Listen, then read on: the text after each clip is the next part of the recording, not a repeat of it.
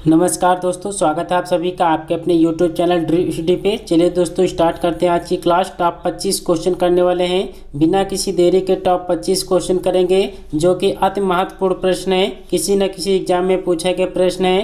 पहला प्रश्न आपके स्क्रीन पर दिया गया है, निम्नलिखित में से कौन सा शब्द पुत्री का पर्यायवाची शब्द नहीं है? कौन सा शब्द पुत्री का पर्यायवाची शब्द नहीं है? दिए गए ऑप्शन में से सही जवाब बताना है। कौन सा इसका सही जवाब होगा? तो ऑप्शन नंबर बी जो है इसका बिल्कुल सही जवाब होगा। दौहित्र जो है पुत्री का पर्यायवाची शब्द नहीं होता है, तो ऑप्शन नंबर बी जो है इसका बिल्कुल सही जवाब होगा। अगला प्रश्न आपसे पूछा गया है, निम्नलिखित में से कौन सा शब्द तत्सम नहीं है? कौन सा शब्द तत्सम नहीं है आपसे पूछा गया है। दो का जवाब करना है। तो उलझन जो है तत्सम शब्द नहीं है। ऑप्शन नंबर सी जो है इसका बिल्कुल सही जवाब होगा। उलझन जो है तत्भव शब्द है, तो ऑप्शन नंबर सी इसका बिल्कुल सही जवाब होगा। अगला प्रश्न आपसे पूछा गया है, अनुरूप में कौन सा समास है? अनुरूप में कौन सा समास है? दिए गए ऑप्शन में से सही जवाब बताना है। तो ऑप्शन नंबर डी जो है अव्ययी भाव समास, इसका बिल्कुल सही जवाब होगा। तो ऑप्शन नंबर डी जो है इसका बिल्कुल सही जवाब होगा। अगला प्रश्न आपसे पूछा गया है, नाविक का सही संधि विच्छेद है। नाविक का सही संधि विच्छेद बताना है। दिए गए ऑप्शन में से नाविक का सही संधि विच्छेद बताना है। तो ऑप्शन नंबर ए जो है नौ धन इक जो है इसका सही संधि विच्छेद होगा। ऑप्शन नंबर ए जो है इसका बिल्कुल सही जवाब होगा। अगला प्रश्न आपसे पूछा गया है, बैठक शब्द में कौन सा प्रत्यय है? बैठक शब्द में कौन सा प्रत्यय है? दिए गए ऑप्शन में से सही जवाब बताना है। तो ऑप्शन नंबर सी जो है अक जो है बैठक में प्रत्यय लगा हुआ है। ऑप्शन नंबर सी जो है इसका बिल्कुल सही जवाब होगा। अगला प्रश्न आपसे पूछा गया है, निम्नलिखित में से शुद्ध वाक्य का चयन कीजिए। शुद्ध वाक्य का चयन करना है। दिए गए ऑप्शन में से शुद्ध वाक्य का चयन करना है। दिए गए ऑप्शन में से कौन सा शुद्ध रूप से वाक्य लिखा गया है? तो ऑप्शन नंबर ए जो है सीधी लकीर खींचना बहुत कठिन है, यह वाक्य जो है शुद्ध रूप से लिखा गया है। तो ऑप्शन नंबर ए जो है इसका बिल्कुल सही जवाब होगा। अगला प्रश्न आपसे पूछा गया है, किताब का कीड़ा होना का उपयुक्त अर्थ है। किताब का कीड़ा होना उपयुक्त का अर्थ है। दिए गए ऑप्शन में से सही जवाब बताना है। तो ऑप्शन नंबर सी जो दिया गया है बहुत अधिक पढ़ने वाला, इसका बिल्कुल सही जवाब होगा। किताब का कीड़ा होना यानी बहुत अधिक पढ़ने वाला जो है इसका बिल्कुल सही जवाब होगा। तो ऑप्शन नंबर सी इसका सही जवाब होगा। अगला प्रश्न आपसे पूछा गया है, यदि मैं समय पर स्टेशन पहुंचता तो मेरी गाड़ी ना छूटती। यह वाक्य कौन से काल है यह पहचानना है। वाक्य का सही काल पहचानना है। दिए गए ऑप्शन में से सही जवाब बताना है। तो ऑप्शन नंबर बी जो है हेतु हेतु मत भूतकाल, इसका बिल्कुल सही जवाब होगा। तो ऑप्शन नंबर बी जो है इसका बिल्कुल सही जवाब होगा। अगला प्रश्न आपसे पूछा गया है, निम्नलिखित में से कौन सा शब्द तत्भव नहीं है? तत्भव शब्द कौन सा नहीं है? दिए गए ऑप्शन में से तत्भव शब्द कौन सा नहीं है? तो ऑप्शन नंबर बी जो है दीपावली जो है तत्भव शब्द नहीं है। दीपावली जो है तत्सम शब्द है। तो ऑप्शन नंबर बी जो है इसका बिल्कुल सही जवाब होगा। अगला प्रश्न आपसे पूछा गया है, अवसर के अनुरूप बदल जाने वालों को कहते हैं। अवसर के अनुरूप बदल जाने वाले को कहते हैं। तो ऑप्शन नंबर डी जो है अवसरवादी कहते हैं। ऑप्शन नंबर डी जो है इसका बिल्कुल सही जवाब होगा। अगला प्रश्न आपसे पूछा गया है, मैं चलती थी में मैं का बहुवचन क्या होगा? मैं का बहुवचन क्या होगा? दिए गए ऑप्शन में से मैं का बहुवचन क्या होगा? तो ऑप्शन नंबर ए जो है मैं का बहुवचन हम होगा। ऑप्शन नंबर ए जो है इसका बिल्कुल सही जवाब होगा।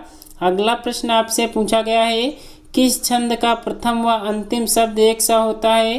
किस छंद का प्रथम व अंतिम शब्द एक सा होता है? दिए गए ऑप्शन में से सही जवाब बताना है। तो कौन सा इसका सही जवाब होगा? तो ऑप्शन नंबर ए जो है कुंडलिया जो है इसका बिल्कुल सही जवाब होगा। तो ऑप्शन नंबर ए इसका बिल्कुल सही जवाब होगा। अगला प्रश्न आपसे पूछा गया है, भूखे को भोजन दो, इस वाक्य में को कौन सा कारक है? को कौन सा कारक है आपसे पूछा गया है। त्यारा का जवाब करना है। दिए गए ऑप्शन में से को कौन सा कारक है? तो कर्म कारक जो है इसका बिल्कुल सही जवाब होगा।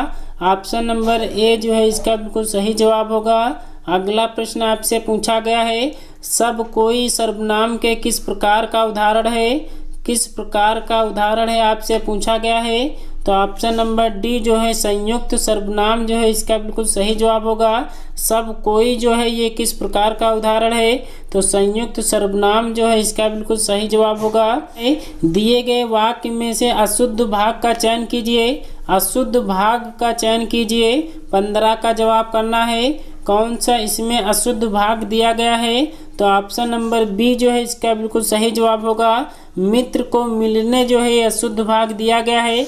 यहाँ पर मित्र से जो है इसका बिल्कुल सही जवाब होगा।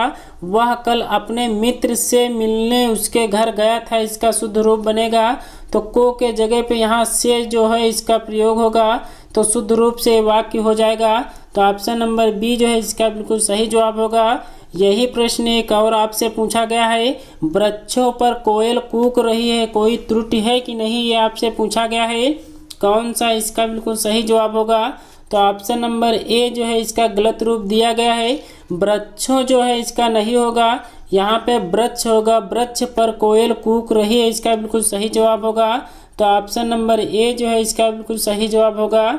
अगला प्रश्न आपसे पूछा गया है, उथला शब्द का विलोम शब्द बताना है। उथला शब्द का विलोम शब्द क्या होगा? तो गहरा जो है उथला का विलोम शब्द होता है। ऑप्शन नंबर ए जो है इसका बिल्कुल सही जवाब होगा। अगला प्रश्न आपसे पूछा गया है, आँख खुलना मुहावरे का सही अर्थ क्या होगा? आँख खुलना मुहावरे का सही अर्थ क्या होगा? तो ज्ञान होना जो है इसका बिल्कुल सही जवाब होगा। ज्ञान होना यानी आँख खुलना मुहावरे का सही अर्थ होगा। तो ऑप्शन नंबर ए जो है इसका बिल्कुल सही जवाब होगा। अगला प्रश्न आपसे पूछा गया है, निम्नलिखित में से कौन सा शब्द बादल का पर्यायवाची शब्द नहीं है? बादल का पर्यायवाची शब्द कौन सा नहीं है आपको बताना है। तो दिए गए ऑप्शन में से बादल का पर्यायवाची शब्द कौन सा नहीं है? तो तोयज जो है बादल का पर्यायवाची शब्द नहीं होता है। तो ऑप्शन नंबर बी जो है इसका बिल्कुल सही जवाब होगा। अगला प्रश्न आपसे पूछा गया है, जिन स्वरों के उच्चारण में हवा नाक से भी निकलती है उन्हें कहते हैं, उन्हें क्या कहते हैं आपसे पूछा गया है। तो अनुनासिक स्वर कहते हैं। ऑप्शन नंबर बी इसका बिल्कुल सही जवाब होगा। जिन स्वरों के उच्चारण में हवा नाक से भी निकलती है उन्हें अनुनासिक स्वर कहते हैं। तो ऑप्शन नंबर बी जो है इसका सही जवाब होगा। अगला प्रश्न आपसे पूछा गया है, शायद पिताजी आ जाएं किस प्रकार का वाक्य है? किस प्रकार का वाक्य है आपसे पूछा गया है। तो संदेहार्थक जो है यह वाक्य है। तो ऑप्शन नंबर बी जो है इसका बिल्कुल सही जवाब होगा। अगला प्रश्न आपसे पूछा गया है, प्राणता के लिए अनेक शब्द एक है। प्राणता के लिए अनेक शब्द है आपसे पूछा गया है। तो जीवन देने वाली दवा जो है इसका बिल्कुल सही जवाब बनेगा। तो ऑप्शन नंबर बी इसका बिल्कुल सही जवाब होगा। अगला प्रश्न आपसे पूछा गया है, वृक्ष से पत्ते गिरते हैं, इस वाक्य में कौन सा कारक है? कौन सा कारक है आपसे पूछा गया है। से जो है कौन सा कारक है आपको बताना है। तो ऑप्शन नंबर ए जो है अपादान जो है इसका बिल्कुल सही जवाब होगा। जहाँ पर अलगाव की स्थिति उत्पन्न होती है वहाँ अपादान कारक होता है। वृक्ष से पत्ते गिरते हैं यानी पत्ते जो है वृक्ष से अलग होने की स्थिति दर्शा रहे हैं। तो ऑप्शन नंबर ए इसका बिल्कुल सही जवाब होगा। अगला प्रश्न आपसे पूछा गया है, दिए गए ऑप्शन में से सही जवाब बताना है। दिनों का फेर होना मुहावरे का अर्थ बताइए। दिनों का फेर होना मुहावरे का अर्थ बताइए। तो भाग्य का चक्कर होना इसका बिल्कुल सही जवाब होगा। ऑप्शन नंबर सी जो है इसका बिल्कुल सही जवाब होगा। अगला प्रश्न आपसे पूछा गया है, निम्नलिखित में से कौन सा शब्द तत्सम नहीं है? कौन सा शब्द तत्सम नहीं है आपसे पूछा गया है। 25 का जवाब करना है। तो ऑप्शन नंबर ए जो है नरक जो है इसका बिल्कुल सही जवाब होगा।